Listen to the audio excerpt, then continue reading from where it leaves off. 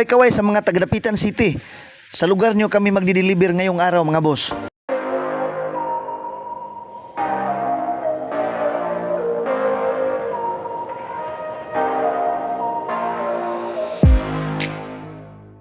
Magandang araw mga boss. Ngayong araw mga boss ay magdi-deliver na naman po tayo ng isang oversized bahay kubo mga boss. Meron itong kwarto, merong balkonay at saka merong terrace mga boss. So yan, same as usual na mag-prepare naman kami ng baon namin mga boss. Pero ang maganda lang nito ngayon kasi nag-offer yung may-ari ng customer na si Arnel Yunting. Sir, salamat sa pag-order at pagtitiwala. Nag-offer siya ng libre ulam. So ang prepare lang namin is yung kanin. So yan, nag-prepare tayo ng kape para kailangan din nating magtimo-timo, magkape bago bumiyahe mga boss.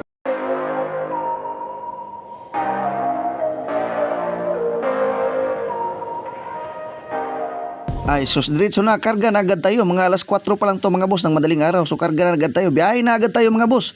Bigla kaming nag-stop over dito sa may Plaridel, Misamis Occidental kasi nag-init yung radiator ng sasakyan natin mga boss. Kaya kailangan nating i-relax muna. So yun, pinatuwad namin yung ulo ng truck. So yun mga boss, nakarating din kami sa destination natin. Ito nga po pala ay sa Barangay Tag-Ulo, Dapitan City, Zamboanga del Norte. So yun mga boss, matagal kaming nakaabot kasi nga nag-init yung truck. Kaya alas 9 na to mahigit, mga alas 9:40 na yata to mga boss. So medyo tanghali na kami nakarating.